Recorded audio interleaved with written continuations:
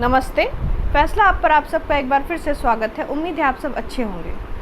आज मैं जिस मुद्दे पे आपसे बात करने वाली हूँ, दरअसल वो ऐसा मुद्दा है जो एक बहुत ही आम सी बात है। वो आपने कभी ना कभी सुना होगा या फेस किया होगा जब आपने ट्रेन से ट्रेवल की होगी। तो दरअसल ट्रेन से ट्रेवल करते वक्त सीट को लेके झगड़े होना या आनाकानी होना, बहस होना, ये एक आम सी बात है। इसमें कुछ बड़ी बात नहीं है कि कभी इस तरीके के मुद्दों ने कुछ बड़ा तूल पकड़ा हो। पर आज वीडियो में मैं जो बताने वाली हूँ जिस घटना के बारे में, उसे सुन के आपको बहुत ही आश्चर्य होगा और आपको दुख भी होगा कि इतने छोटे से मुद्दे को कोई इस हद तक कैसे स्ट्रेच कर सकता है कि किसी की जान पे बनाए।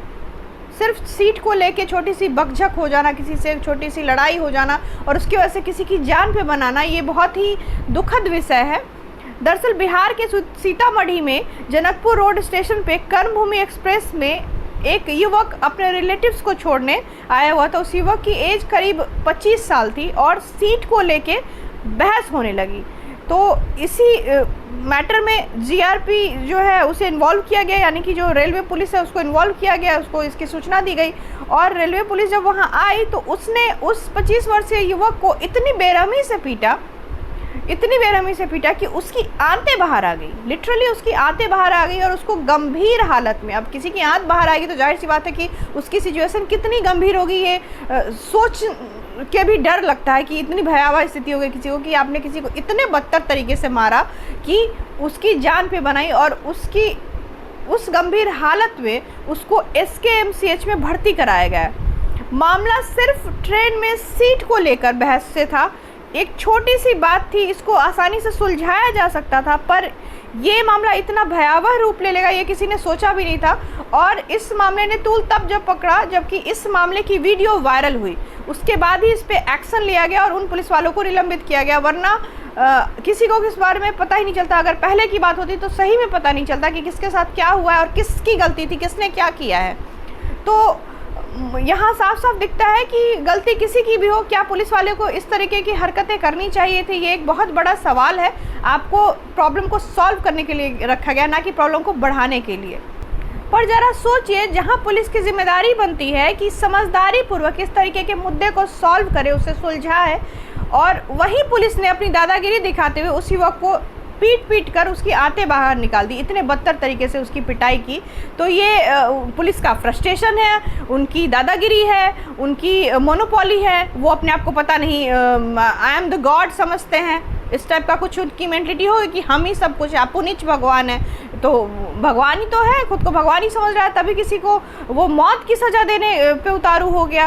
तो और मैं तो कहती हूँ कि ये पीटना जो है ना, उनको जो निलंबित किया गया उन पुलिस वालों को, मुझे लगता है ये क्या चीज़ है। किसी को आपने पीटा, क्या इसका केस नहीं बनता? इस हद तक पीटा कि उसकी जान जा सकती है।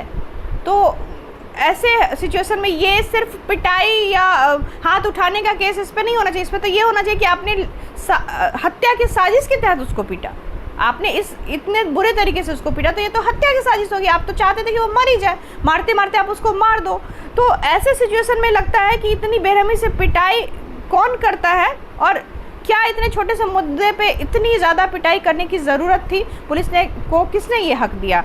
और ऐसे सिचुएशन में हमारे दिमाग में कुछ बातें आती हैं जो कि मैं आपसे शेयर करना चाहूँगी। आपके भी दिमाग में आई होंगी और मेरे दिमाग में तो बिल्कुल ही आई है ये सवाल कि क्या वो युवक अपराधी था, बहुत बड़ा अपराधी था, बहुत बड़ा क्राइम किया था उसने? क्या वो घटना की जगह से भाग रहा था? क्या उसने पुलिस पे हाथ उठाया था, गाली गलौज की थी? उसने क्या किया था ऐसा?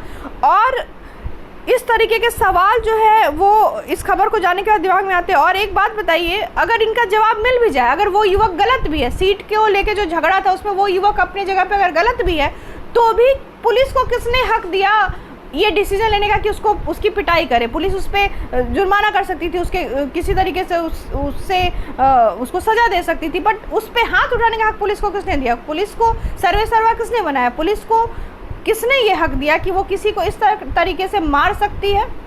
अब ये दानवीय प्रवृत्ति नहीं है तो और क्या है, आप मुझे बताइए।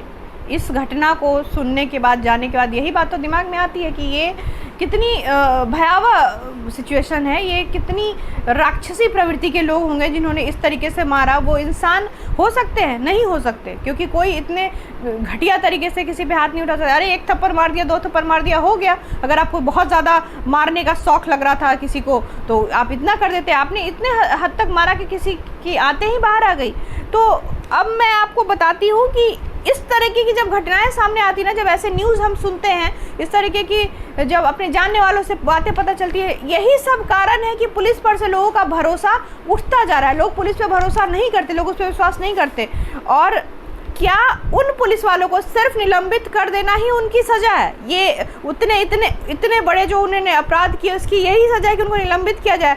क्या यही सेम चीज़ कोई आम आदमी करता तो क्या उसके लिए एक पर्टिकुलर सज़ा नहीं होती? उसके ऊपर कुछ और धाराएं नहीं लगाई जाती? तो ये जो है, ये मेरी समझ में नहीं आ रहा है। अगर कानून सबके लिए बराबर है तो वो पुलिस वाले के लिए भी बराबर है और वो आम आदमी के लिए भी बराबर है। ऐसा नहीं है कि आपके शरीर पे वर्दी है तो आपको अथॉरिटी मिल गई है किसी पे भी हाथ उठाने के लिए की, और किसी को भी के साथ मारपीट करने की, गाली गलौज करने की, किसी को धक्का देने की। पर ये होता है पुलिस वालों के अंदर एक, कई जगह देखा है मैंने कि उनके अंदर एक अलग सा ईगो होता है। उनको लगता है कि हम कुछ अलग है इन लोगों से, आम लोगों से तो हम अलग ही हैं। उनके बात करने के तरीके में, जब आप किसी तरह की प्रॉब्लम सॉल्व करवाने जाओ तो उनका एक अलग ही एटीट्यूड होता है उनके अंदर। वो आपको एक बहुत ही तुच्छ आदमी की तरह बिहेव करते हैं आपके साथ। और एक बात बताइए, काम करने के नाम पे इन पुलिस वालों के पसीने छूटे लगते। काम इनको कोई केस सॉल्व करने के लिए दे दो, ये आपको टरकाएंगे, आपको चक्कर कटवाएंगे पुलिस स्टेशन के एक आम आदमी को। और क्या ये पुलिस वाले एक अपराधी के साथ, एक रेपिस्ट के साथ, एक खूनी के साथ इसी तरीके से बिहेव करते हैं जिस तरीके से उसने उस आम आदमी के साथ बिहेव किया? नहीं करते हैं। आम आदमी को पुलिस हमेशा परेशान ही करती है। ज़्यादातर केसेस में यही देखा गया है। जब किसी आम आदमी को पुलिस के स्टेशन के चक्कर काटने पड़ते या पुलिस के चक्कर में किसी भी तरीके से पड़ता है ना, तो आदमी चाहता है कि उसको ये पछड़े में पड़ने की ज़रूरत ना पड़े, उसको पुलिस के पछड़े में पड़ने की ज़रूरत ही नहीं पड़े। तो आप ये सोचिए कि ये मनोधारणा कैसे बनती है? इस तरह की जो सोच है लोगों की क्यों बनी है? ऐसे ही पुलिस वालों की वजह से ना। तो इन लोगों पे अगर एक्शन नहीं लिए जाएंगे स्ट्रिक्ट, तो लोगों का और भी भरोसा उठेगा पुलिस पे से, सिस्टम पर से, कि सेम क्राइम के लिए एक आम आदमी को सज़ा दी जाती है और एक पुलिस वाला अगर वही क्राइम करता है तो उसको सिर्फ निलंबित करके छोड़ दिया जाता है। ये कहाँ का इंसाफ है? तो आशा है कि मेरा ये वीडियो बनाने का जो उद्देश्य है वो कुछ हद तक पूरा हुआ होगा। अगर आप चाहते हैं कि ये वीडियो ज़्यादा से ज़्यादा लोगों तक पहुँचे तो प्लीज़ इसको ज़्यादा से ज़्यादा शेयर कीजिए। अगर आपने मेरे चैनल को सब्सक्राइब नहीं किया तो प्लीज़ मेरे चैनल को सब्सक्राइब कर लीजिए। तब तक के लिए अपना और अपने अपनों का ज़्यादा से ज़्यादा ध्यान रखिए। जय हिंद, वंदे मातरम, जय श्री राम।